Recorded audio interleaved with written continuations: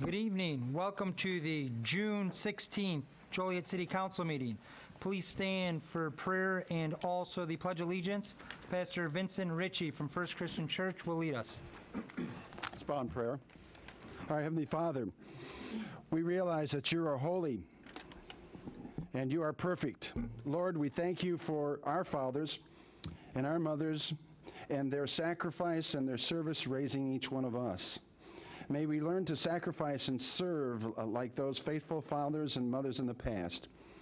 We pray for our city fathers and women that serve the citizens of Joliet. May each one of us always remember that we shall pass through this world but once.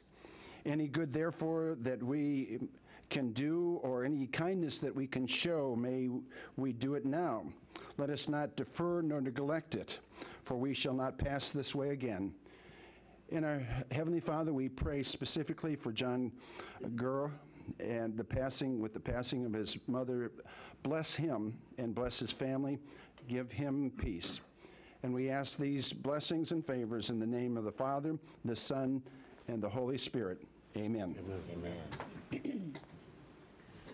pledge allegiance to the flag of the United States of America and to the republic for which it stands, one nation, under God, indivisible, with liberty and justice for all.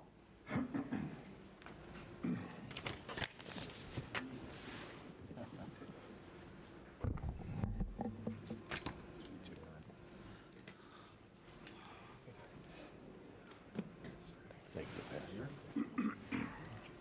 Spin it around. Isn't this the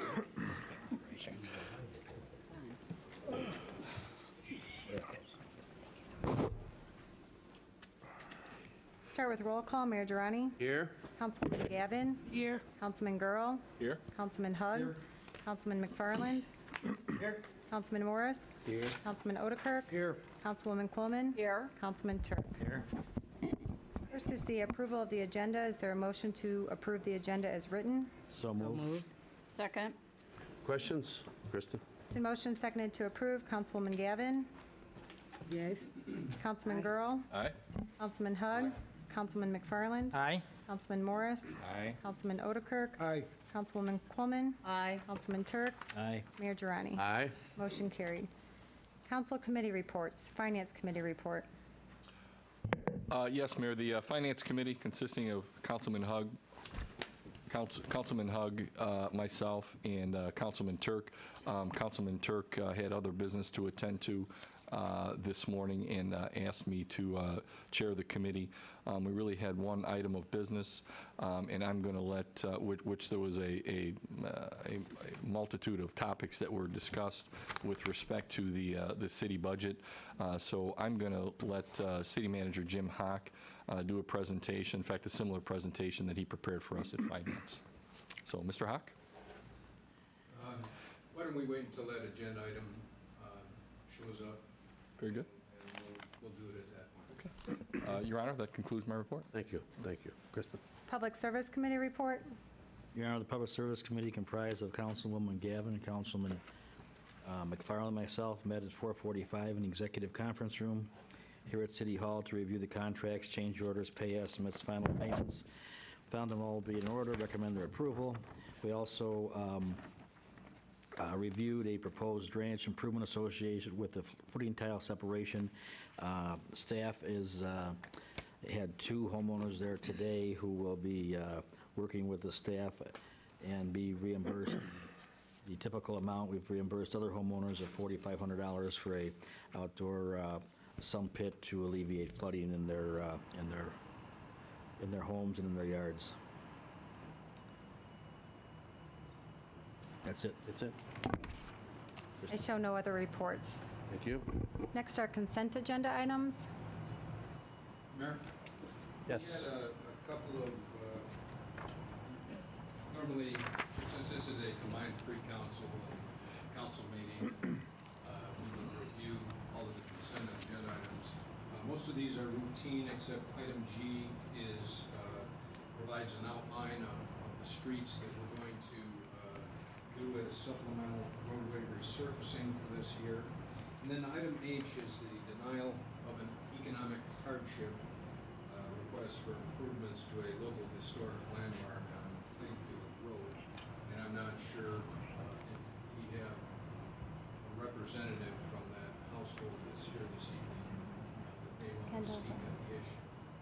So why don't we hold that item off the consent and go to it after the approval of items A through G. Is there a motion to that? So moved. Second? Questions? Kristen? Well, we'll move Council Memo 267-14 out of consent agenda items. All in favor? Aye. Opposed? Motion carried.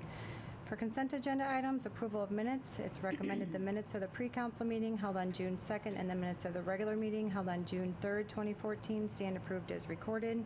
Council Memo 264-14, regular payroll for May 2nd through May 15th, 2014, $3,089,814.06. It is recommended said regular payroll be approved. Treasurer's disbursements for May 2014, $19,824,644.97. Regular claims for May 2014, $3,111,972.54. Treasurer's report for April 2014. It's recommended the treasurer's disbursements, regular claims, and treasurer's report be received and placed on file. Council Memo 265-14, the 2013 Annual Treasurer's Report. It's recommended this report be received and placed on file. Council Memo 266-14, the 2014 Additional Deteriorated Roadway Resurfacing Program. It's recommended this program be approved. Is there a motion to approve consent agenda items? So moved. Second? Any questions? Motion and seconded to approve. Councilman Girl. Aye. Councilman Hug. Aye. Councilman McFarland. Aye. Councilman Morris. Aye. Councilman Odekirk. Aye. Councilwoman Quillman. Aye. Councilman Turk. Aye. Councilwoman Gavin. Aye. Mayor Durrani. Aye. Motion carried. Council Memo 267-14, the appeal of the denial of an economic hardship request for improvements at a local historic landmark, 509 Plainfield Road. It is recommended the appeal of the denied certificate of hardship be denied. So moved. Is there a second? Then we'll listen to the gentleman. Is there a representative here for that I'm item? sorry, was there a second for that? Second. Okay. Sir, you want to address that? Gone over anything yet? I can't hear you. Well, the city council has had the opportunity to review the agenda cover statement and the recommendation of the Historic Preservation Commission. So it's your opportunity to present reasons why you believe that they should not adopt that denial. Agree with the preservation. Sure. Society. The information I provided to me shows the hardship. I guess my only question would be, how doesn't it, or what would qualify? Because I've seen the other example I saw, to me, didn't qualify nearly as much as mine would, so. Well, if I may, one of the things that stuck out was the fact that you only have one of the apartments rented. Is that correct? And not Yeah, both? but all the numbers were based on being fully rented for 7 years straight, which rarely ever happens. Mayor, Yes. Go ahead. could you explain exactly what it is he's trying to receive from the city? Is it financial, variances of permits? What exactly is it he's requesting? The petitioner has needs approval for any internal or external modification because it is a designated historic home. He's looking to put vinyl siding on the exterior rather than paint the exterior. And I believe, in a synopsis, the clapboard and the dimensions of that clapboard is a unique feature which gives the building its historical significance, and that vinyl covering that would take away from that. Also, I think the cost differential, they believed, wasn't sufficient to make it a hardship. If I may, just Sure. Councilman McFarland, a little history. In 2001, there was a different owner, and he sought the landmark status, historic landmark status. It's not just local district, and because the building was built in 1871, and that homeowner wanted to restore it back to its original grandeur, and it had the old asphalt shingles on there. So he, in order to restore it to its original 1871 look, restored it with the original, well, not original clapboard, but clapboard, which is one of the requirements when you have landmark status. And so now, as you can see from the pictures, it just needs painting. And I read the whole report, I read the whole meeting report, and there's only one unit that has been rented out. It was a single family, it is 2-unit now. And they felt that since one of the units was not rented, if both units were rented at the same time, that would help with the cost. And the other issue in there was the painting said it would only last 7 years. Well, that's not true because there's paint out there that will last 20 to 25 years. And I know from example and from experience that you don't have to paint your clapboard every 7 years with the right primer and the right paint. That goes against everything I've researched and found. I've never heard of that. I've heard of rare cases where it lasts, but in this case you can see, I mean, it was painted before I bought it and it did not last. When you bought it though, you knew it was a historic landmark, correct? I did. Okay, And and it you knew has- the requirements when you bought it, correct? You know, nobody really goes through all that with you when you buy, you know, they say it's historic, but it has vinyl windows, aluminum soffit, so, you know, I never would have dreamt that I couldn't put vinyl siding. Plus, I didn't, you know, it was in good shape at the time. I didn't know exactly when it would deteriorate or what. But if you look at the numbers, I mean, even fully rented, it's just it's a loss for me. I can't. Well, I'm just explaining what the Historic Preservation Committee researched and what their position was on Yeah. why they were denying it, to give this council some information if they didn't have a chance to read all of it, because it was quite lengthy. Sure. The one gentleman, I believe, is an architect, I think, and he even said the industry standard on a, what is it, get this right, a vertical surface is 7 years. So, and then I got paint quotes and all that, and it's, you know, 7 to 10 maybe if you got lucky, but. So I just want to keep it looking nice, keep it rented, and, you know, see some profit, obviously. That's why I bought it, so. I understand. Any other comments? I just have one. Sure. I know this recommendation is coming from the Joliet Historical Preservation Commission. Does our staff have any type of opinion or recommendation on this? I believe Kendall Jackson was attended the meeting. Any comments from staff? Oh, there's Kendall. Mayor and City Council members, this matter was deliberated for quite some time. I think Mr. Tenura met with the Historic Preservation Commission several times, beginning back in January, I believe. The main focus was the cost of putting the vinyl on compared to painting. Also, whether or not, the question was whether or not he could sustain that going into the future. One of the units is currently not rented. The commission felt that a fully rented property would have the ability to perhaps recover some of the cost. Mr. Tenura basically was looking at the future maintenance costs, whether or not he could maintain that. The commission basically focused on the cost for painting now, which I believe was $6,000.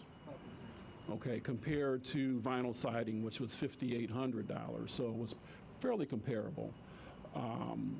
The future maintenance costs, it was felt, could be recovered with renting out the other unit, as well as perhaps exploring increasing the lease payments to get more money for maintenance. So that's basically what the commission looked at. Staff, this is a difficult case because this is the first time that a petition for economic hardship has come before the City Council. Staff is not prepared to go against what the Historic Preservation Commission is proposing here. This is a local landmark. It's one of the few remaining landmarks on Plainfield Road, which is has a national significance. The old Plank Road has a national significance. So based on that, based on the original clapboard siding, that goes right to the heart of this particular property, staff is reluctant to go counter to what the Historic Preservation Commission is asking for in this case. Thank you, Kendall. Thank you. Any other? I have one more Sure, comment. sure. Jim, I don't know if you can answer this, or Kendall, but for instance, if the owner of 509 Plainfield Road decides not to paint the house, or the apartment complex, whatever you want to call it, or fix the slats that are falling off the front, are we stuck then with a dilapidated house? Well, actually, to complicate matters even further, this is on our rental inspection program. And that's what brought Mr. Tenura before us. Above and beyond the historic significance of the property, he has one remaining issue with this property in order to get certified through rental inspection, and that is the exterior appearance of the building. That was the lone remaining item, I believe, on his inspection report that he scraped and paint. So if it's not dealt with, he doesn't get a rental inspection certificate, and we are left with an issue. Or vinyl siding. Yes. Right. Yes. My only concern is that, I go up Plainfield Road, there's many residents and businesses that are in need of painting. And I see a resident here that's trying to basically rejuvenate the exterior of the home to make the area look nicer, especially his property. I understand it's a historical home or whatever the designation it has on it. Is there a plaque? I mean, do people stop here and view it? I mean, the previous owner, I don't know how this works. It's new to me. But I mean, I just feel bad that this individual is trying to update the exterior of this building, which is in desperate need of repair, from what I see here on the exterior. So I guess. I think if there was a greater difference in the cost between painting and vinyl siding, this probably wouldn't be that big of an issue in terms of the final decision. But they're fairly close. I think there's a $200 difference between painting and putting the vinyl siding on. Mr. Tenura's concern was what happens in the future, 7 years from now. I'm going to be back with the same issue. The commission felt that there are paint jobs that can last longer than 7 years, done properly.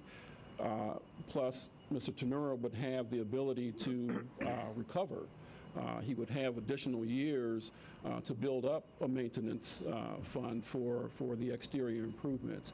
The building isn't fully rented out, so he's losing some rent there, but he has the ability to rent it out fully, as well as perhaps increase his rents. So there is opportunity for economic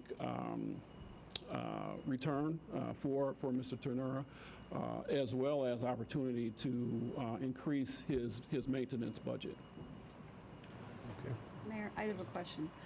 Wait a minute. Isn't there some grant money out there that he could apply for to preserve these old homes? That they give homeowners certain amounts of money so that they can keep them in order?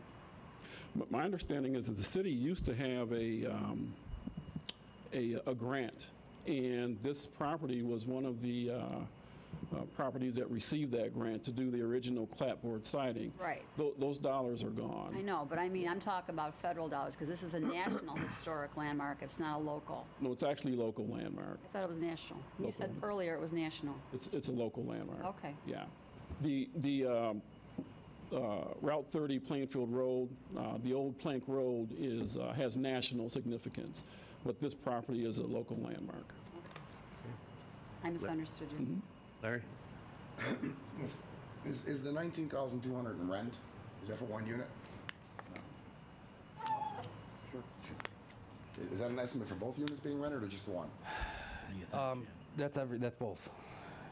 So right now, your income is half that. Correct. But like I said, none of the numbers I presented are based off my current half rented situation. Until you rent it out, you're going to be looking at about 9,600. Right. That makes it even worse. The numbers I presented are 7 years rented nonstop, no large repairs other than lawn, snow removal, management fee, and that's basically it. And then the question I have, I don't know, Kendall would answer this, or if you might, sir? Sure. In looking at the picture, does it only need paint? Can we go back to the front view? Some of the wood definitely needs to be replaced. It looks like it's buckling Absolutely. up and down between the windows. Yeah, I mean, it's not just a simple paint. I mean, it's, So what happens if he paints it and they start falling off? Does he have to pay to get those clapboards put back on? Yeah, I mean, no one else is going to pay for it, so yeah. But along the same lines, if he's going to put siding on, don't they have to be replaced anyway? Can you put the siding over these rotted clapboards? I think they're furring on, don't they? Furring strips. I don't know. Not really. I checked with inspections, or permit with the inspector. I can go right over to wood. I'm leaving all the wood intact. So later somebody could unveil it again, I guess, if they really wanted to, but It's pretty narrow. I'm just doing a Tyvek vapor barrier and then the vinyl. I kind of agree with Councilman McFarland on it. It's quandary. We certainly want to respect not only local and national historic landmarks, we certainly want to respect the authority of the Historic Preservation Commission. But this is kind of a quandary, because I'm looking at the condition of it, and I'm thinking the bill could be even larger, and I'm looking at the estimate, and this estimate is generous, presuming that you rent it at some point. Yeah, that's, like I said, it's assuming rented for 7 years straight, which I've never seen, but yeah. 1 unit or 2? That's what I'm Both, the whole place. The max I could get, short of increasing rents, which, of course, I mean, I would love to increase rents, but And then the question, I don't know if anybody here can answer it. If it has the local historic landmark, what portions did you say were aluminum and vinyl already? the soffit is aluminum and the windows are vinyl. Was that, did they have to get a variance on that when they did that? That I don't know. I don't know, Kendall, can you answer? I don't know if They you can should answer. have. Or the back They should porch. have. Anytime you do something like that, you have to go. If it's a landmark, yes. Can I just ask a quick question, please? Sure, Jen.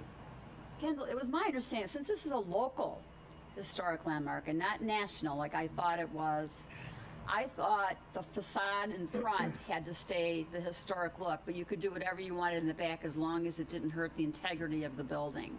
In other words, you could put the vinyl windows in and you could, as long as it looked like what was already there. That's correct. I think the issue here is the siding. The windows, the door, I don't know what, the screen door, is that vinyl or? Okay. Doesn't go. Those are not pertinent to the landmark status. It's the clapboard siding, it's the wood siding that was looked at in terms of landmarking this particular property.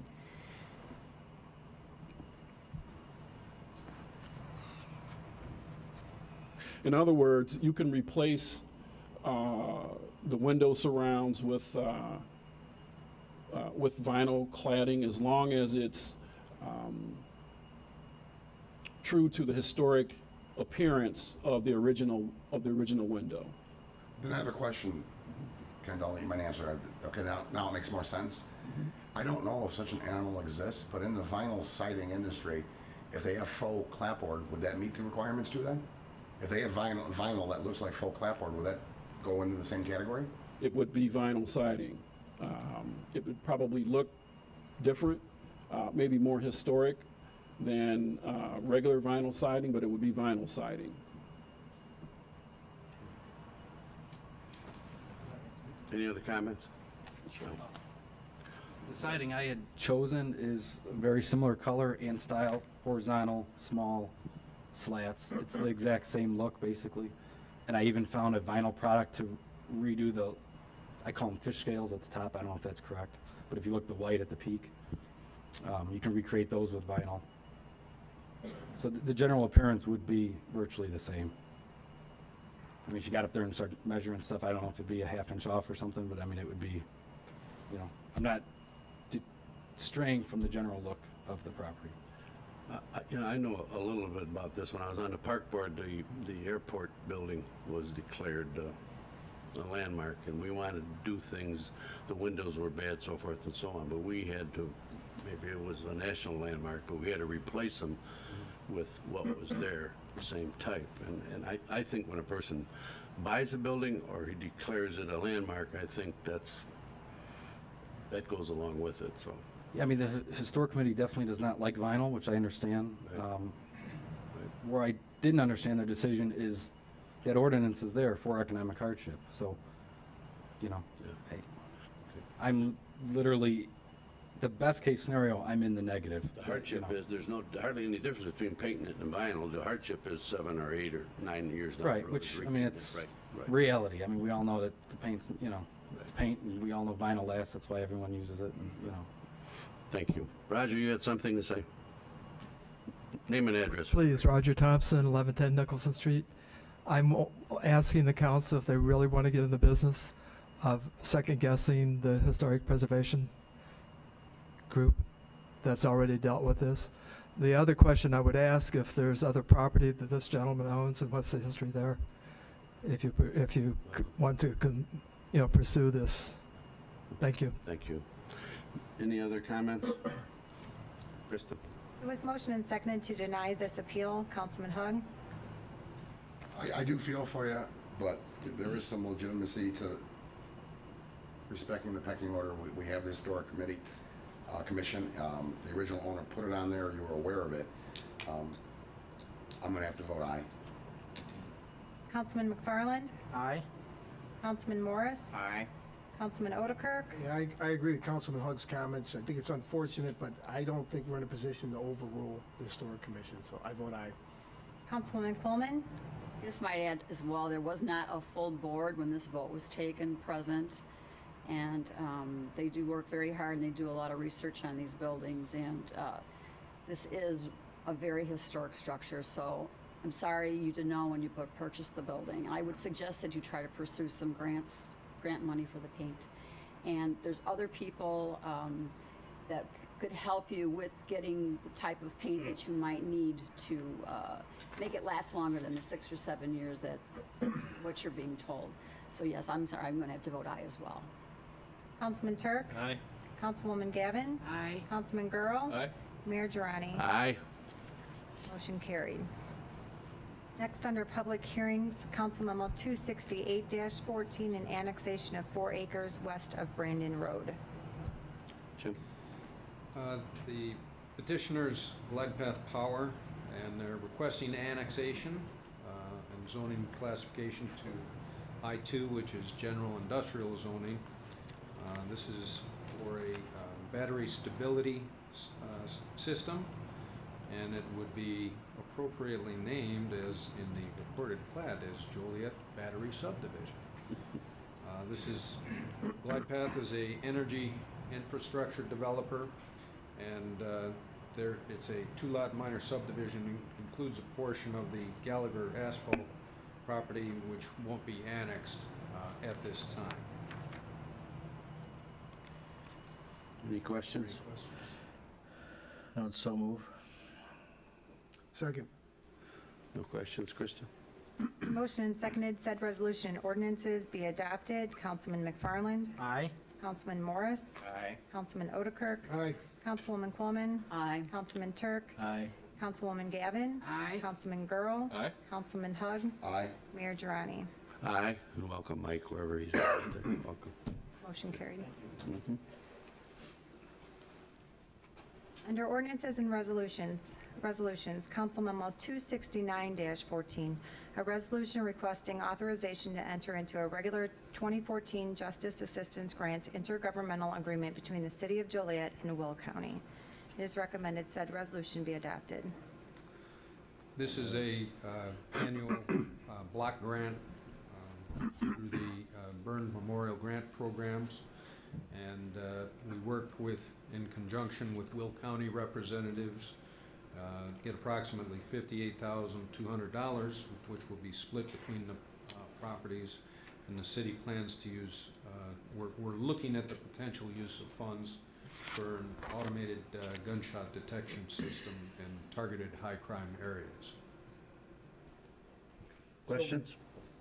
Second? We got a motion and second. Any questions?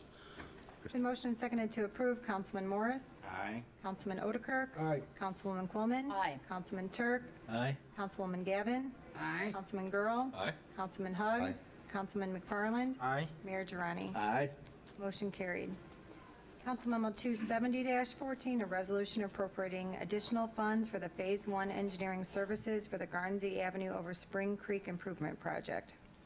It is recommended said resolution be adopted. So moved. Second. Questions? Krista? It's been motioned and seconded to approve. Councilman Otterkirk? Aye. Councilwoman Coleman? Aye. Councilman Turk? Aye. Councilwoman Gavin? Aye. Councilman Girl? Aye. Councilman Hug? Aye. Councilman McFarland? Aye. Councilman Morris? Aye. Mayor Girani? Aye. Motion carried. Council Memo 271-14, a resolution approving and authorizing the execution of a TIF development agreement. This is for the new business on Chicago Street, correct? I would move to improve. Okay. Second. Approve? What? Is there any questions? Krista? Mayor, I'm if I sorry. can give you a little bit of background, Sure. I don't know if Mr. Zarnowski is here this evening. I don't see it. Okay. This is for a old-fashioned pinball arcade. It's a couple buildings north of the department on Chicago Street.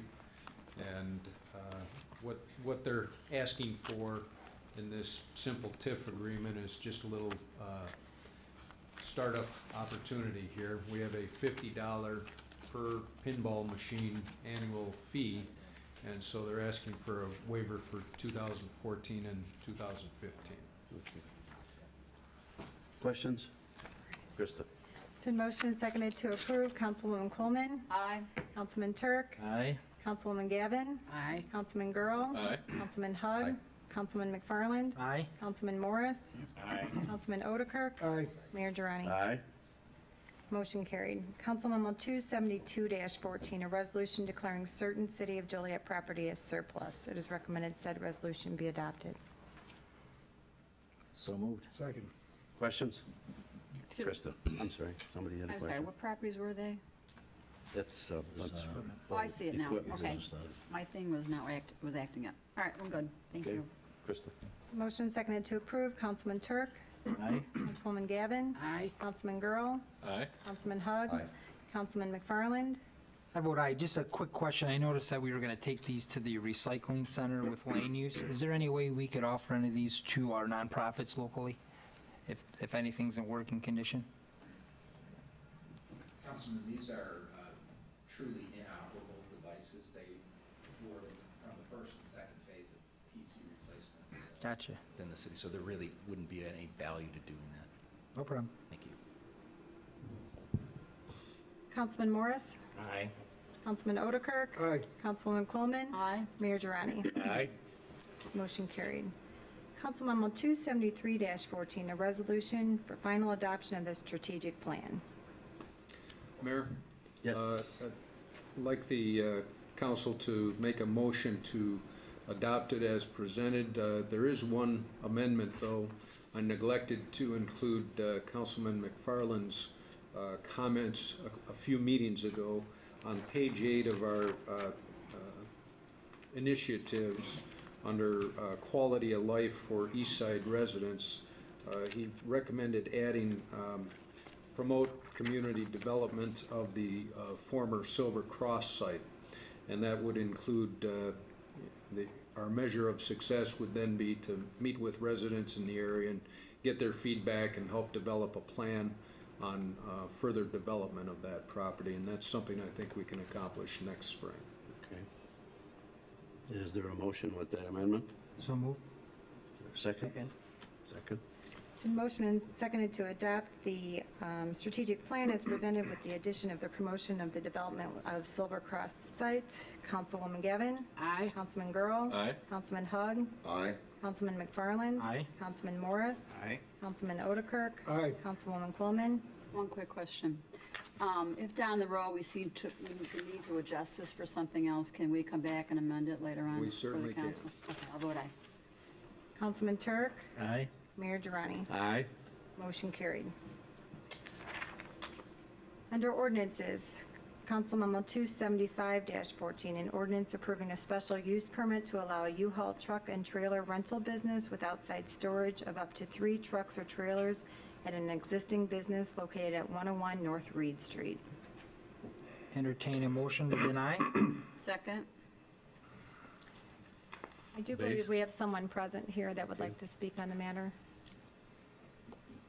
Who's going to speak on it? Somebody want to speak on this? Step up to the microphone.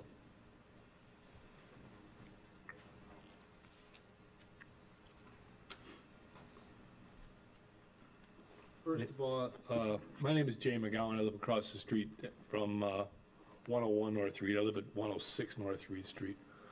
I'd like to apologize for my brief slide presentation. I'm not a computer geek, and I did what I could with my iPhone, and if it goes past email, I'm kind of lost. So bear with me here.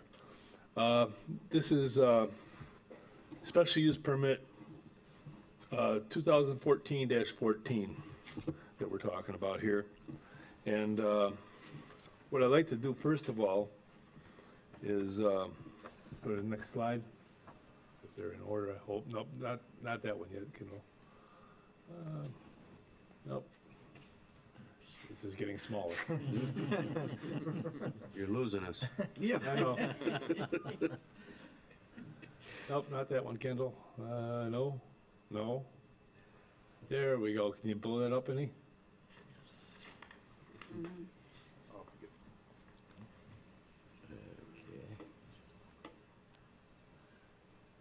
Whoa. Can you clear Okay, the owner, when the owner filled out the paperwork for the special use permit, he had to answer some simple questions here. The first one was, how will establishment, maintenance, or operation of the special use affect the public health, safety, morale, comfort, and general welfare? And he said that it was going to be a service for the community, transporting large and heavy items on trips, vacations, taking children to college, moving from one home to another, etc. And the only thing I have to add to that is I was not aware that so many kids took motorcycles, dirt bikes, and ATVs to college. But I guess that's what they do now. Then I went and talked to some of the neighbors, and one of the neighbors brought up a concern that he had called the police several times, that there was vandals going into the trailers. So I looked it up, and I found a police report. Kendall, I don't know if you can find that. It's go backwards. You had it before. There it is, right there. There's 3 pages of it, but it was on March 18th, and 4 squads came to the 101 North Reed Street, where they found a gentleman pulling on the rear of the trailers, trying to get into the trailers. They checked on the individual. They ran his plates and that, and found out that, among other things, he had armed and dangerous prior assault restrictions. We don't want these kind of people being attracted to our neighborhood, because these U-Haul trailers are sitting out there unlocked, where, I mean, when they return these trailers and these trucks, they return them and they drop the keys off, but the trailers you can get into. And people break into them, people get into them, and they're going to party in them. They look for anything they can steal out of them. And they drop these things off anywhere in the parking lot. And if they drop them off on a Saturday night, the entire neighborhood gets to look at these things sitting around in the parking lot the rest of the weekend until Monday when Willie World opens up and they suppose they're going to put them into a fenced-in area. So we don't like these kind of people coming into our neighborhood. And we don't think that this is something that a B1 business, which is what they say they are, a B1 business or B1 business location should have. We've got U-Haul trailers available at the corner of McDonough and Larkin at a gas station there. We've got U-Haul trailers available at the corner of Essington Road and Ingalls, which is a rental dealership for all kinds of equipment. And that's less than a 5-minute drive.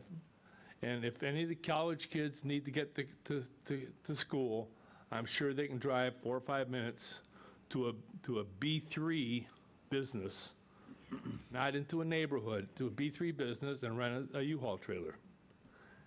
So we don't want this kind of thing in our neighborhood. So what I did is I went out and got a special use permit denial petition going. And Kendall, I think that's one of the slides there, shows a copy of it. Can you enlarge that, please? That's not the petition, but that's the facts about the petition. I'm sorry, I can't. I can't either. Anyway,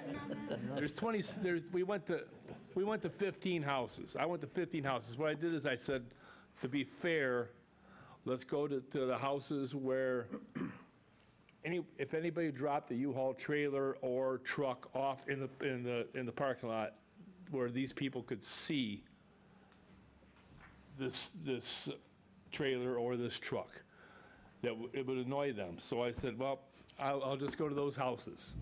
And that ended up being 15 houses. I went to 15 houses. Of those 15 houses, 13 signed this petition for a total of 20 signatures. And this was only people that are eligible to vote, voting people in our area. This annoys the people in this area. The people in this area do not want this. This came to our area about 5 years ago. Nobody questioned it at first.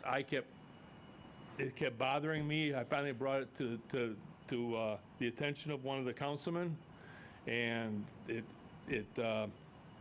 started snowballing after that. As far as all of a sudden they realized that, hey, this person doesn't have a permit for this. This isn't supposed to be here. He's going to have to apply for a permit. Well, we're telling him we don't want it. We don't want this permit to go in effect. We don't want these U-Haul trailers there. And that's about all I've got, except for, once again, thank you for listening to me, and I'm sorry for my slideshow. That's one I've seen all day. Thank you, thank you. Thank you. There's a motion and second to deny. Any questions? What, we're talking about storing these U-Hauls behind the building, right? Right. Which would be in view of the residential neighborhood, right? They're They stored it in front. Well, they're talking about putting a fence around the area where they're going to be stored. Right. The problem is that in the off hours, when these are dropped off, they get dropped off anywhere in the parking lot. This is an adjoining parking lot with a place that used to be a flower shop. It's going to now be a adult daycare center, and these could end up in their parking lot. Could end up in anywhere in the parking lot. It's human nature. A person, you rent a truck, U-Haul truck, they're dropping it off. The place is closed. Oh, there's this big parking lot. We're going to drop this thing off right here for everybody to look at all weekend long. And not only, besides annoying us, to be something to attract people that they're going to break into it. We don't want that. And then Monday morning, these people, the owner comes, he sees he's got a U-Haul trailer sitting in the parking lot, he sends this guy out with the keys, gets it, puts it in a park in a fenced-in area that he was planning on constructing. We don't even know what that's gonna look like. So, bottom line is, we don't want it wherever it's at in this park. Okay. Sir, name and address, please. Hi, I'm Mike Flamis. I own 101 North Reed Street. I just want to give you a little history. When they Mayor, built, he needs to state his home address, please. my home address is 12924 West Tanglewood Circle, Palos Park, Illinois, 60464. Thank you. You're welcome. When they built Silver Cross Field, the city of Joliet moved Willie World Cycles from basically under second base to this location. That was in 2002. I purchased the store in 2004 from the original owner who retired. We worked very busy back from 04 to 08 and 09. The business was kind of booming, and we never had a problem with anyone. Florist, house right across the parking lot, or anyone. And one day, we kept seeing dog poo all over our lot, and we noticed it was Mr. McGowan walking his dog and letting it do that. So we asked him kindly, this is private property, you can't do this.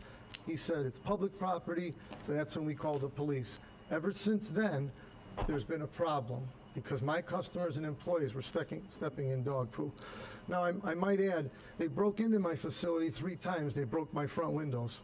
Once they got little dirt bikes, the other 2 times the police arrived in time. That was 2, 3 in the morning. Twice they broke in through the roof, and they've graffitied and spray painted my building 4 or 5 times.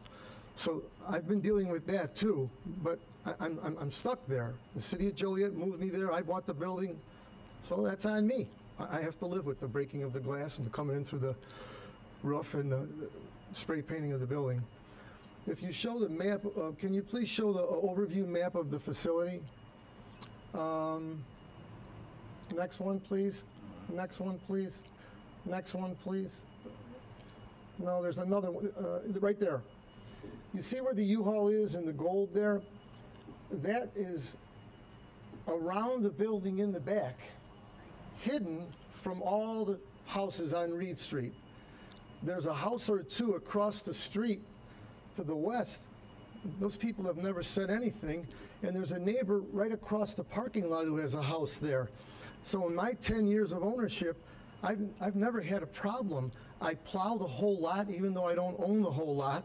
I pull the weeds on it. We cut the grass. I've even seal coated the driveway that I don't even own. We've had a great relationship as neighbors. This gentleman lives across Reed Street, and those vehicles are not even into view. And I demand that my people put them on the side as soon as they come in. I said last time that I will put signs up for ingress and egress and where U-Haul parking is. I've had this for 5 years now. I've never had an incident. So, I mean, if someone tried to break into the U-Haul, I kindly let you know that they broke my windows 3 times, came in through the roof twice, and graffitied my building a half a dozen times. So this business is terrible. The last 5 years, 40 dealers went out of business. So 5 years ago, I thought I could earn a little extra income and open up a U-Haul dealership, which I did, and it's been operating fine the last 5 years. I don't know what else to say. I'm half the employees. I'm trying to keep people employed here in Joliet and be a good neighbor and good citizen. I have a question. Is that where the U-Haul, the yellow area, is that fenced in now? It is not, no, sir. You intend on fencing it in? No, I don't know where he ever got that. I never, you have to drive in from the, you come in off Reed Street, Right. down the way, past the front of the building, and you turn in there to park the vehicles. Okay, all right. Anybody else got any questions? A quick one there. You said you've been doing it 5 years? Yes, sir. Why didn't we have a special use permit? What? You know, Larry, I didn't even know I needed one. I just almost went out of business during the recession, and I just started leasing U-Hauls. I wasn't aware I needed a permit. I would have applied for one had I known. John? Is there a, this is a question for the staff, is there a maximum or a minimum amount of U-Hauls they can have at any one time? I believe the memo said 3. Am I reading that correctly? I believe the recommendation of the zoning board, let's see here, one of the conditions, Is that a condition on the special use permit? The amount of, Be kept in the outside storage area shall not exceed 3 at any time. 3 trucks will not be. so at any one time, there can be no more than 3. Yes, sir. Usually there's 1 or 2, sometimes 3. Okay. I have a plaque from U-Haul saying what a great service I've done to my community. I'm just showing you. I'm sorry, I have a question. Yes, sir.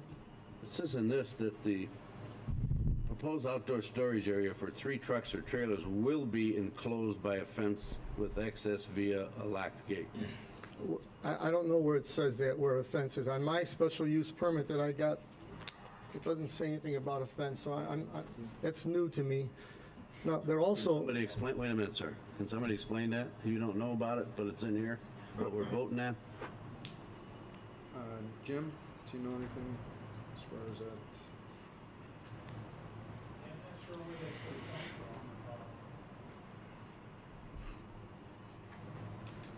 So it shouldn't be in here? Because you said he has no intention on fencing that in. Correct. I don't know where to put the fence to make it easy to get in and out. But it's part of this, yeah. Right, yeah. But he says he never agreed to it, he don't know about it. So I just wondered how it got in here. And then I don't know, because on it's, their memo. yeah, Could you show me a document? And it's not Look one in of the the- background, second paragraph. and it's not one of the conditions that was, Way at the top beginning, Jan. Okay.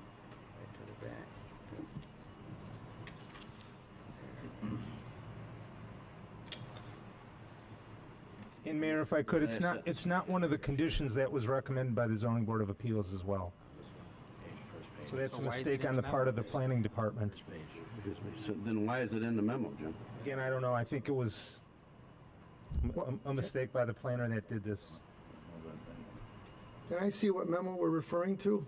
Yeah, I'll give you a copy. Okay, You thank can have you. my copy. Also, Your Honor, Yes. we do have 2 trucks and a trailer of our own to do our motorcycle business too, that have always been there since 2002. Thank you. Be the second. Second Under paragraph at background. the I end. see it. I don't have that in my folder. I don't have this in my folder.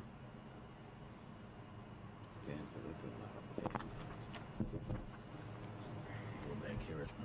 I don't have that memo. Any other questions? Yes, Jim. I think the bigger issue here, and this is for staff, is the fact that, you know, and Yeah. I don't want to piggyback, but when the city permitted this business to operate where it's at, under a B3 business, it's a B3 business, that's how it operates, in a B1 zone. I think we need to go back and get them through the proper paperwork to make sure that they're in line with our proper zoning. That's the bigger issue here. We wouldn't be having a discussion today if they were in the proper zoning for the location of that building. I know we were in a hurry to build a ball diamond, but the fact of the matter is, their operation and the zoning that they're in is not accurate. So we're gonna have to go back and amend it, according to what I understand and what I've read and what you've indicated also. I'd be happy to work with you Okay? on that. I think we need to go back and fix that. That's number one. Then we can potentially come back and talk about a U-Haul service there. I understand you've been there 5 years. I've been out to that site 3 times, and I hate to tell you this, it is a problem with those trucks coming in and out of there.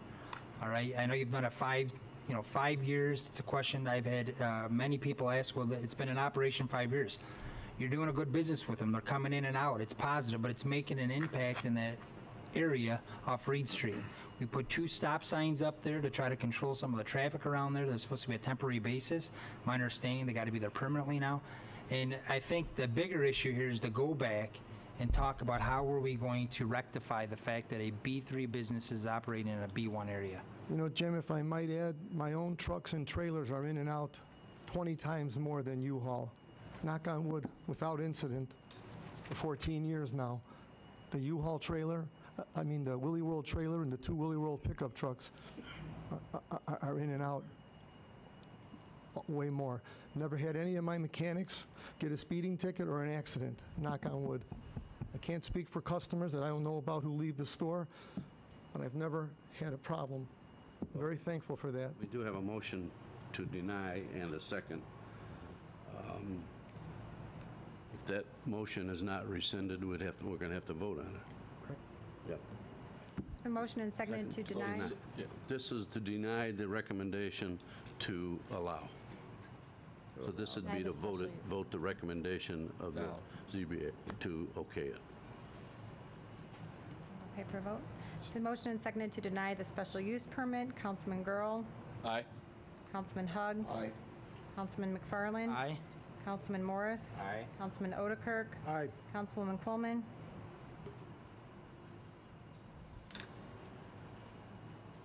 I'll vote aye. Councilman Turk. Aye. Councilwoman Gavin. Aye. Mayor Girani. With all due respect, Michael, I used to live on John Street about a block and a half away up till about 8-10 years ago, and if I still lived there, I wouldn't want U-Haul trailers there, so I have to vote aye. Motion carried. Thank you very much. Council Memo 276-14, an ordinance approving a variation of use to allow continuation of a 2-unit and R3 use in an R2 zoning district located at 1408 Highland Avenue.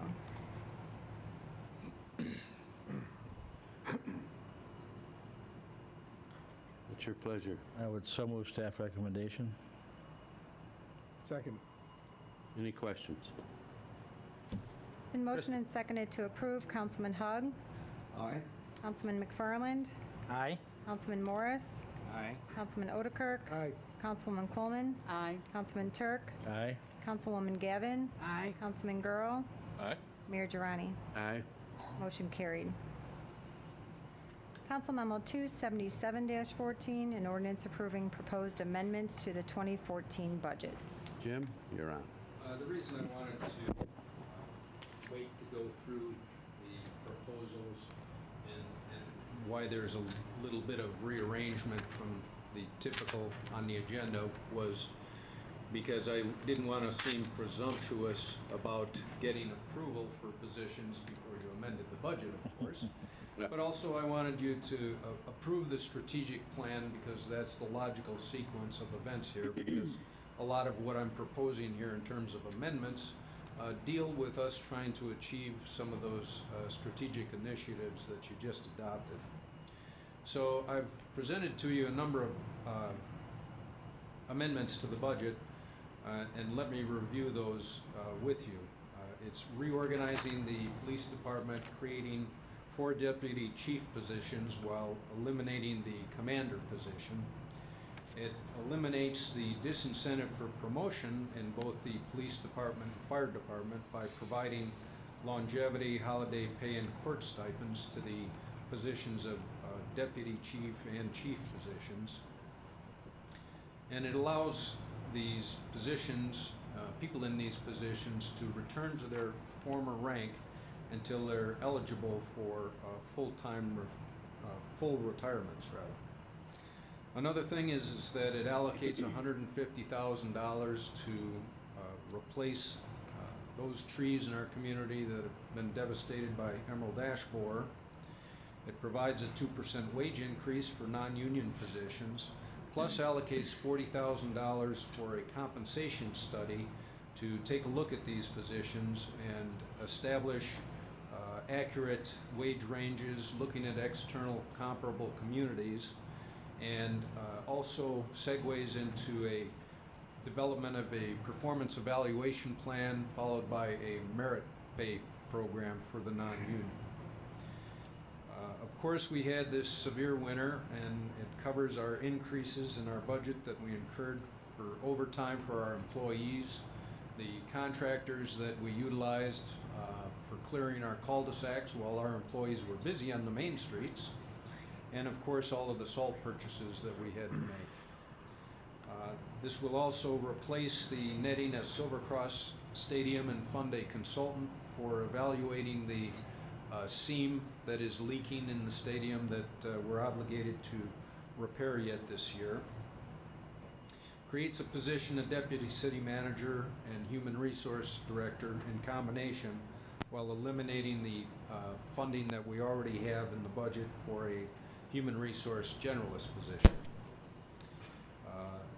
Attached to this, I've produced all of our strategic initiatives for 2014, And so this goes towards funding a number of those to align our expenditures with those goals. But there's more work that the staff needs to do to come back to you with more accurate numbers for probably a fall budget adjustment as well. Of course, we'll have that report from the consultant on and the bid specifications for this seam that needs to be repaired at Silver Cross Stadium. We need to budget for continued funding of our ADP payroll program. We're looking to purchase a vehicle maintenance tracking system for our fleet maintenance. We do want to piggyback the state bid on the fiber optics that they're going to connect all of the bridges with. We're also looking at a citywide alert system, software for a customer service communication system, and we also had in our strategic initiative hosting a breakfast with local realtors. I want to point out that there's no request from the taxpayers for any of these budget adjustments. I want everybody to know that at the start of 2013, we had already had over 2 months fund balance in our general fund, which is our goal to maintain that level. And we're looking at approximately a $3 million addition to that general fund for 2013. So the motion to approve the proposed amendments would accomplish 3 things. It would increase expenditures in those areas that I just outlined. It would adopt ordinance amendments to allow for the deputy and chief positions in both the police and fire department to return to their former rank until they're eligible for full retirement. And then it would also authorize filling the positions of the 4 deputy chiefs and the deputy city manager, HR director. Mayor? Yes. Question. Jim, I was reading the verbiage here in the memo on page 2, and I have a problem with the wording because the way it states is police or fire department promoted to the position of chief, they're on furlough from their former rank, and if they are terminated or resign, they can return to that former position unless they are eligible for retirement. Now, it's my understanding, first of all, if a chief is terminated, why would we want him back in the police department? And number 2, it's also my understanding that furlough means that they're on furlough and then that position is frozen until they come back and it can't be filled from someone else in the ranks. Is that correct, Jeff? Well, let me clarify. Both of the police and fire command, their labor agreements say that if you are promoted to deputy chief or chief and then later demoted or returned to the former rank that you held, that the city wouldn't lay off or demote somebody else in the bargaining unit back to their former rank, the lowest seniority person. So yes, the city would have to absorb for a period of time till somebody leaves or retires if that situation happens. I think the most likely event to occur would be that it's basically a polite way for the city manager to say things aren't working out and you need to move on, and so they go back to their rank, they're looking for another job in another community, and then they retire soon after. I'm not sure. I don't like the word terminated. That's just too, I mean, if you're going to terminate somebody, you know, they're done. That's the chance they take when they become in that position. If they want to go back on their own terms, that's a whole different story. Like if someone decides that they're, for example, if I was the chief and I decide this is way too much for me, I don't think I can handle this, so for the good of the department, I'm going to step down and then go back to their position. I can understand that. But if you're saying they're not doing the job or they're terminated for whatever reason, maybe it's not because you don't like them, but because something unforetold happened, and it was immediate termination. Under these words, they can come right back to their old position. That's the problem that I have with it. Well, they can right now to a certain degree. If they are not eligible for, really all that's being changed is the definition to say full retirement. If you have less than 20 years on the department, you do have the right to return to your former rank anyways, right now, under the ordinance. Full retirement meaning 30 years of service, to be eligible for full benefits from the pension plan. And like I said, it seems unlikely to me that a chief would want to return to their former rank for the purpose of staying there any longer than they need to while they pursue some other job or some other city's position. Mr. Mayor? And maybe I can address that. Yeah. I understand what you're saying.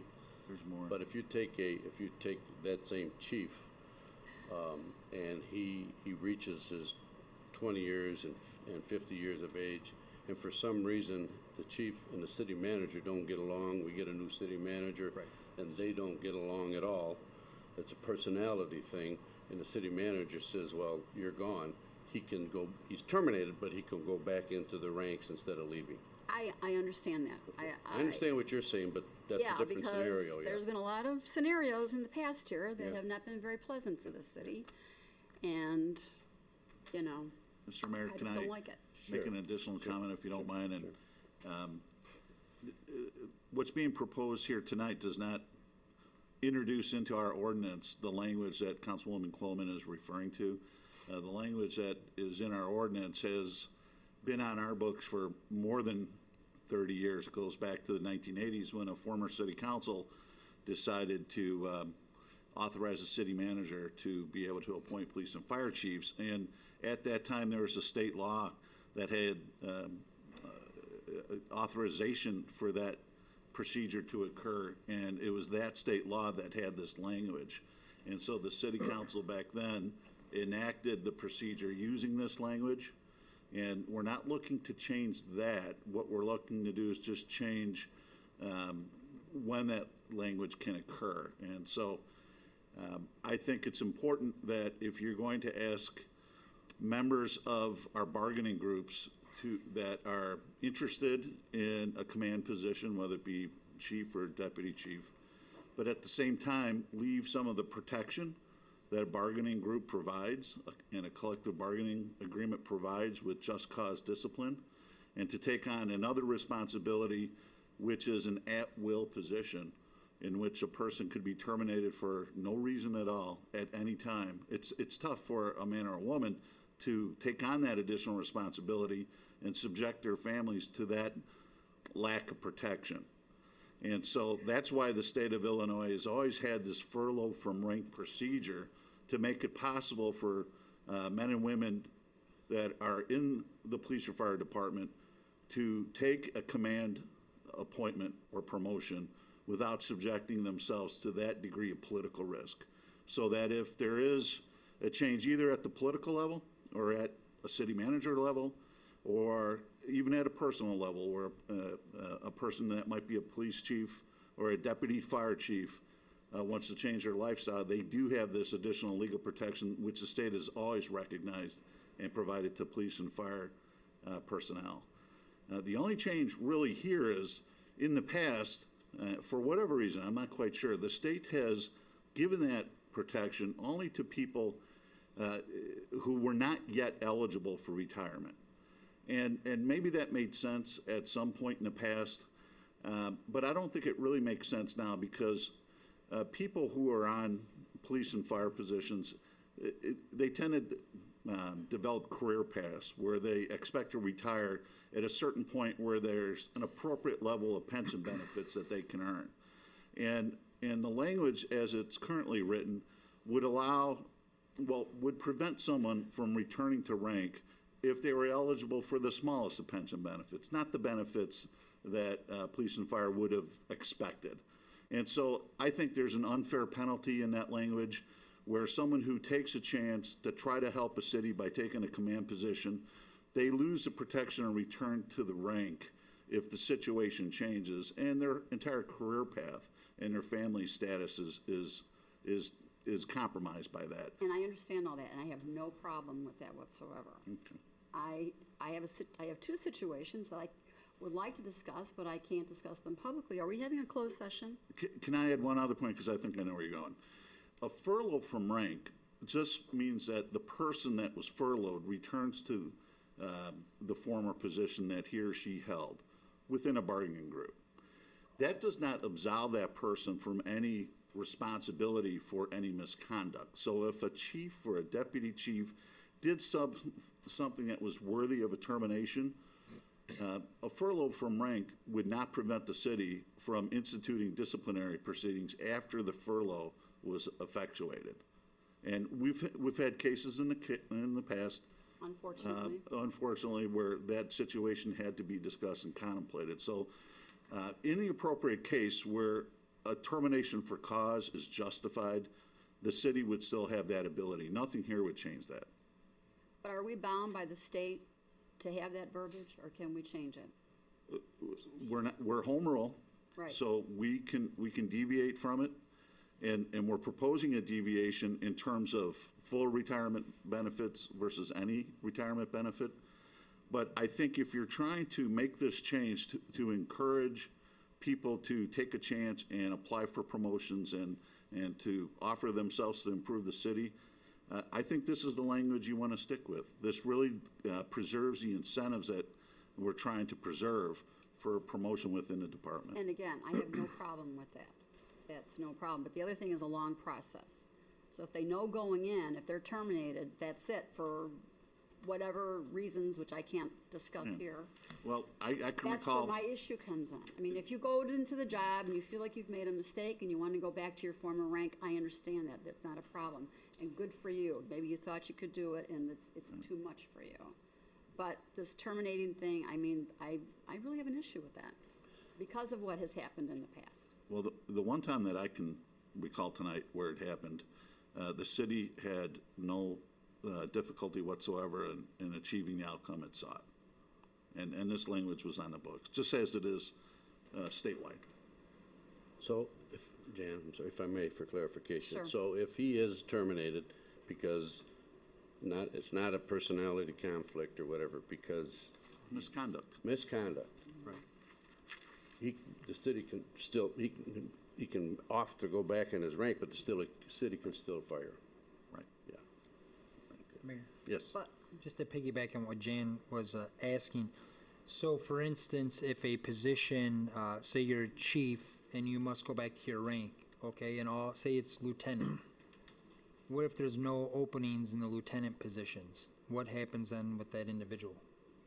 I believe the collective bargaining agreement says that the city cannot demote the lowest seniority lieutenant in this case to create a vacancy for that return to rank. So we would have to adjust staffing elsewhere if we want to keep the budget, level the way it is. So. But if the chief is a captain, Right. he goes back in the captain's rank. So there's an extra captain. Now somebody takes the chief's test, and a captain happens to get it. You don't have to fill that captain's position, or do you? So No. So it's a wash. That's right. That scenario would be a wash. Right. But I think what Councilwoman Quillman, correct me if I'm wrong, but you're saying with the furlough, basically you have to hold a vacancy, Yep. right? Would you have to budget for a vacancy if that individual deputy chief or chief No. wants to go back? No, we wouldn't budget for a vacancy. you wouldn't budget, but it is held as a vacancy. It is right now for everybody with less than 25 years and age 50. That's why I said, I don't like the verbiage. I'm sorry, I don't like it. I think it needs to be changed to protect the city in the future, because you don't know what's going to happen in the Well, future. I understand, but it's perfect. I understand and I kind of agree with you, but it's perfectly clear that if the person commits a crime, he may go back, but he is going to get fired.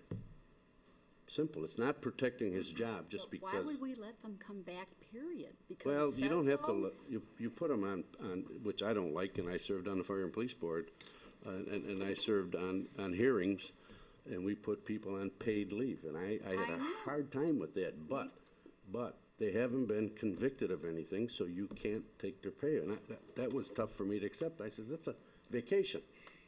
But our attorney at the time, who was an out-of-town attorney, says he hasn't been convicted of anything yet, so that's procedure.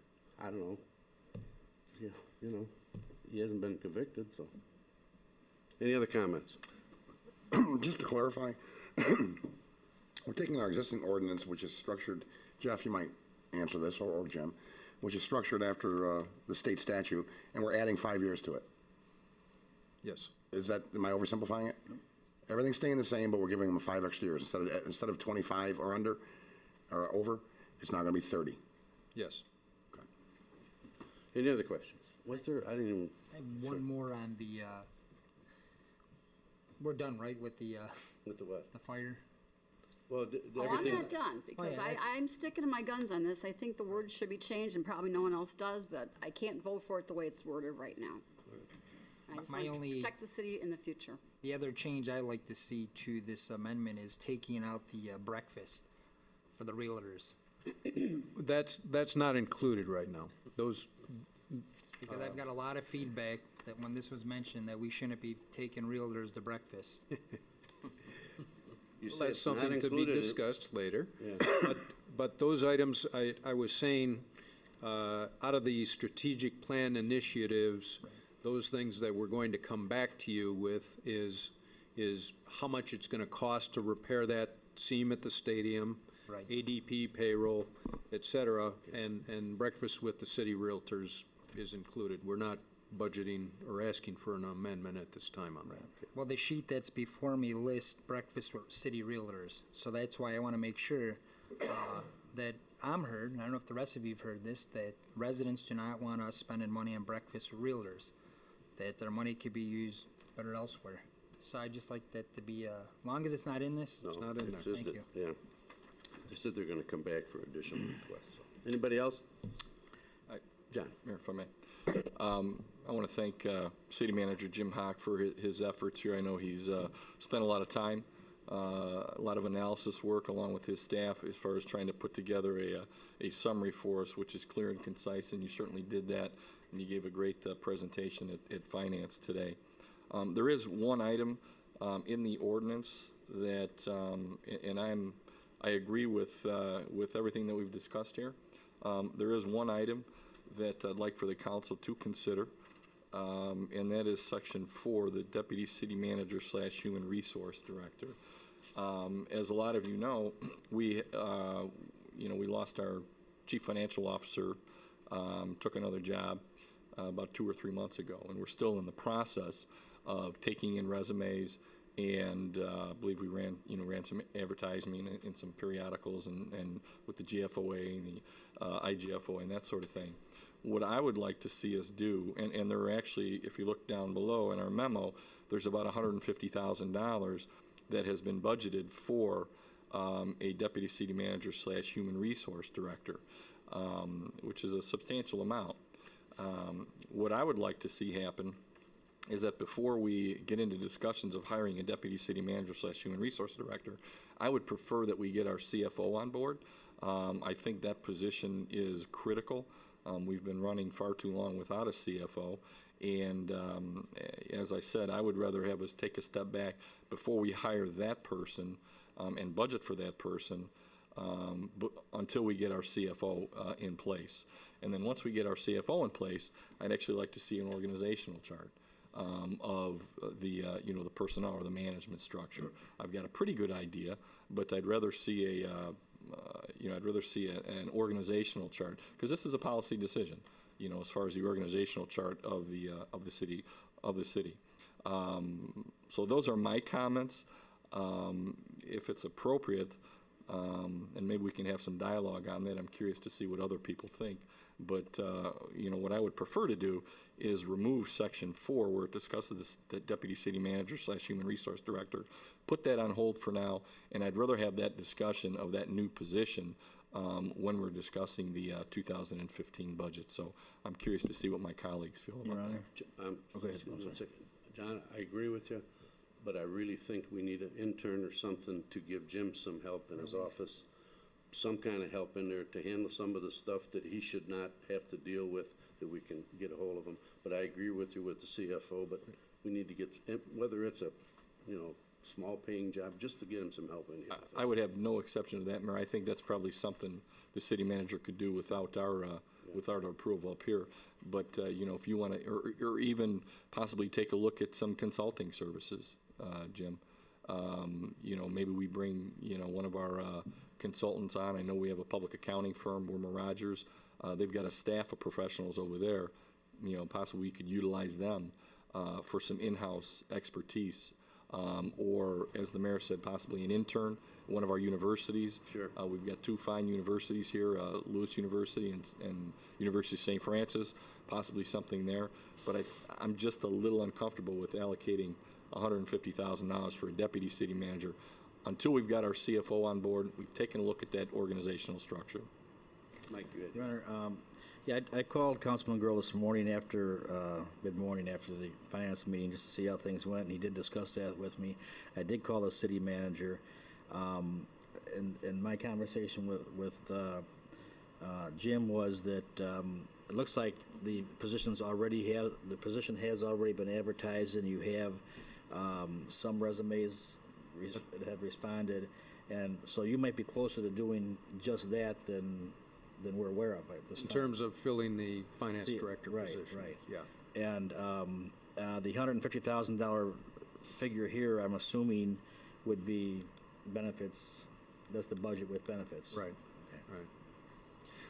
If the consensus of council is to wait so that I can show you how the organization would operate with that position,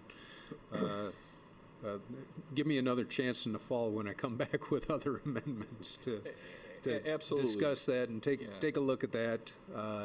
Because I think the way I'm structuring it makes sense, but I want you to all have buy-in and confidence in my recommendation.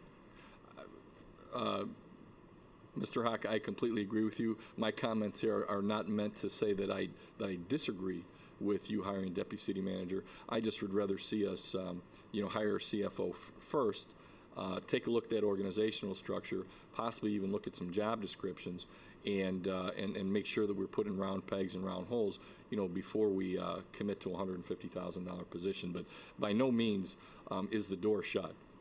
In my mind. And if you want to come back and talk about this in September and October as we have dialogue as it relates to the 2015 budget, I definitely think that'd be appropriate.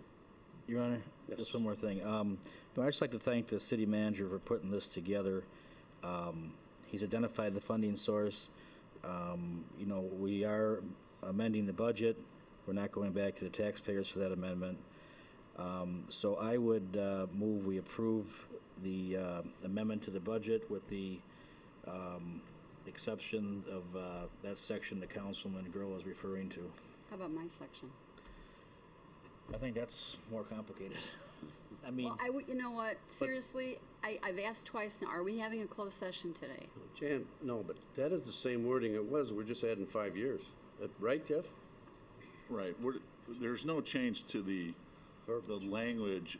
The termination language has always been there. Yeah. So that's not being changed. Because it's always been there. Does it make it right? I understand your point, and I don't know how to strike that balance where you give the right amount of comfort to someone that is mid-career with a family that is risking leaving the bargaining unit to take a very difficult, sometimes political command position. No, again, you're please do not misunderstand what I'm saying here tonight, okay? I am saying, and I can't discuss it publicly because it was a delicate personnel issue. That's why I wanted to go into closed session to explain my position. Can we do that now and then come back? I'm not, on what basis? Yeah. Personnel. Well, if you want to discuss a specific employee, we can do that. Yes, specific, 2 specific employees. Okay. Maybe 3. I was so moved to go into I'm just saying. I was so moved closed session. Second. Closed session. And motion and seconded to go into Closed session to discuss personnel, after which the meeting will be reconvened. Councilman McFarland. Aye. Councilman Morris. Aye. Councilman Odekirk. Aye. Councilwoman Coleman. Councilman Turk. Aye. Councilwoman Gavin. Aye. Councilman Girl. Aye. Councilman Hug. Aye. Mayor Durrani. Aye. Motion carried.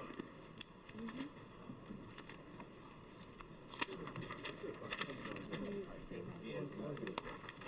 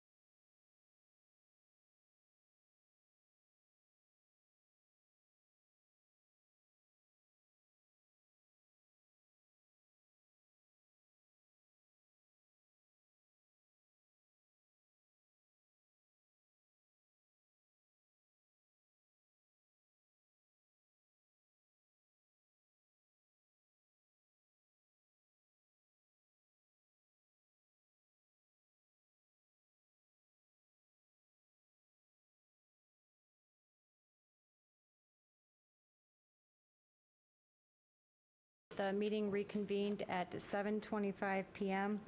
There is a motion on the floor, but it has not been seconded to approve the ordinance approving the proposed amendments to the 2014 budget, with Section 4 being removed regarding the Deputy City Manager HR Director position. So we do need a second. Second? Oh, sorry. It's been motioned and seconded to approve. Councilman Morris? Aye. Councilman Otterkirk? Aye. Councilwoman Coleman? After much discussion, our attorney has agreed to, just told me now, that he would look and research if he could do other verbiage for that particular paragraph about terminating. And again, let me make it perfectly clear, again, so that my words are not twisted and no one misunderstands me. I have no problem with the retirement portion of 50 to 25 years. I have no problem if the job is too much for someone that takes the chief position and wants to go back to their other position. My whole thing is the termination and going back to a job if you've left in scandal or conduct unbecoming a police or fire chief. So everything else in the strategic plan, I have no problem with. I think it's excellent, and it's about time that we had one. So, and this can be amended at any time. So in the meantime, our city attorney is going to check with other cities and see what their verbiage is, because as of right now, this is state verbiage. And so rather than vote no, I will have to vote aye on this with the understanding that it will be researched and come back to me later with a different answer to this council. Thank you. Councilman Turk? Aye. Councilwoman Gavin? Aye. Councilman Girl? Aye. Councilman Hug? I just wanted to thank Jim. Jim, this is your first solid budget. Good call in the fall by saying that you needed to put off the finalized budget until we got done with the strategic plan. Didn't happen as quickly as some of us wanted. We're all impatient. And I believe, looking through it, I still have some questions, but sometimes it takes time to prove it out. I think the good news here is, if I heard you correctly and if I understand as I analyze your budget, is that we're using money that many people on this council and in staff since 2011, taking Joliet from a $27 million deficit and no reserve to a balanced budget with a surplus and a 30 million plus reserve. We're taking $4 million of the surplus that we were experiencing as we turned it around is going towards capital improvements, correct? Yes. And then we're taking 1.4 million of the 3 million remaining from the surplus beyond 2 months. Am I correct so far? That's correct, yes. So, and I think as city manager, it's your job to decide how to put that money. I mean, hey, we hired you, we brought you down here, and I trust you. Now, I would say this much, it's kind of a nudge or a hint. That should leave us $2.6 million in usable funds. I'd like to see more money spent on the trees, and I want to see a lot more money spent, of that $2.6 million, spent on the streets. We need to be resurfacing more streets. Is that a fair request? I understand. Okay, and I say that firmly, and with that, I'll vote aye. Councilman McFarland? I vote aye. Mayor Durrani? Aye. Motion carried. Under bids and contracts, award of contracts, Council Memo 279-14, approve a professional services agreement for modeling and nutrient removal evaluation at wastewater treatment plants. Council Memo 280-14, award a contract for the Rock 1, 2, and 3 well house upgrades construction project. Council Memo 281-14, award a contract for the well 12D tank floor and site drainage construction project. Council Memo 282-14, award a contract for the Oxabo wastewater treatment plant and Arbiter Road pump station distribution upgrades construction project. Council Memo 283-14, award a contract for the well 29D rehabilitation project. Council Memo 284-14, award a contract for the well 20D rehabilitation project. It is recommended Council Memos 279 through 284-14 be approved. So moved. Second? Been motion and seconded to approve. Councilman Otterkirk? Aye. Councilwoman Coleman? Aye. Councilman Turk? Aye. Councilwoman Gavin? Aye. Councilman Girl? Aye. Councilman Hug? Aye. Councilman McFarland? Aye. Councilman Morris? Aye. Mayor Durrani? Aye. Motion carried. Under amendments, change orders, and payments, Council Memo 285-14, approve Amendment Number 1 for Phase 1 engineering services for the Garnsey Avenue over Spring Creek Improvement Project. Council Memo 286-14, approve change order number 1 and payment estimate number 3 for the Jefferson Street Water Main Improvements Project 2012. It's recommended Council Memos 285 and 286-14 be approved. So moved. Second. It's been motion and seconded to approve. Councilwoman Coleman. Aye. Councilman Turk. Aye. Councilwoman Gavin. Aye. Councilman Girl. Aye. Councilman Hug. Councilman McFarland. Aye. Councilman Morris. Aye. Councilman Otterkirk. Aye. Mayor Durrani. Aye. Motion carried. Next is city manager report. Just want to thank council for all their efforts again on the strategic plan, and I think we've got a good working document that I can move staff forward on achieving some positive results in the community. Next was citizens to be heard. We did receive a call in the city clerk's office notifying us that Ms. Brown will not be attending tonight's meeting. So new business not for final action or recommendation. Any? Yeah, I'll start. Jeff, any update on Judge Nagel's response to the Evergreen lawsuit? Actually, there's nothing new to report. We had closing arguments about 3.5 weeks ago, and every time I get an email from the federal court, I hold my breath because I'm waiting for it too. Do we have a drop dead date that, No, the judge did not announce one. so it could be a month, 2 months, 3 months? Oh, I don't think it'd take that long. Everybody's best guess at the time was probably 30 days, maybe a little bit longer, but the judge did not make an announcement, and it's completely up to him. Anybody else? Yeah. I just simply wanted to extend my sincerest condolences to myself and my family, Councilman Girl, on the loss of his mother this morning. I'm really sorry to hear about that, John. Thank you, sir. Anybody else? Next is mayor and council comments. We'll start.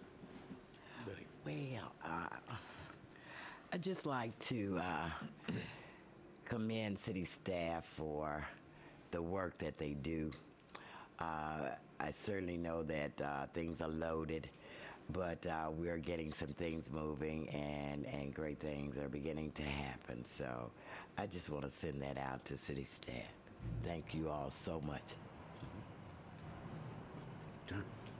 Yes, I'd just like to echo Councilwoman Gavin's comments. We are very lucky. We have a great staff here at the city. Jim did an excellent job, beginning with the strategic plan, through the budget process, and then now through a few budget adjustments here. And the key thing is finding the revenue source, and we appreciate that. I do also want to thank all the thank everyone for the kind words, emails, texts that I received with respect to my mom. She was 90 years old. She had a great run, lived a full life. The last 3 or 4 years were kind of a struggle for her, but we were blessed to have her as long as we did. And she, as I said, she had a full life. She comes from a big family, and she had a big family. And she pretty much lived in Joliet her entire life. I know she loved this town. And again, I just want to thank all the well-wishers for their kind words. So thank you. Larry? Nothing. Yes, Mayor, thank you. Again, John, I'd just like to offer our prayers and condolences for my family, to your family, John, passing your mother. Also, actually, just today, we actually funeralized the service for Agnes Hendrick, and it was reminded me by some of the staff here that she's a former employee of the city of Joliet, and her family came together today to celebrate her life. And I'd just like to mention that as well. Her name is Agnes Hendry, a former employee of Joliet. Sorry. Thank you. A couple of things. Echo the comments, John, about your mother. Also echo Councilwoman Gavin's comments about city staff.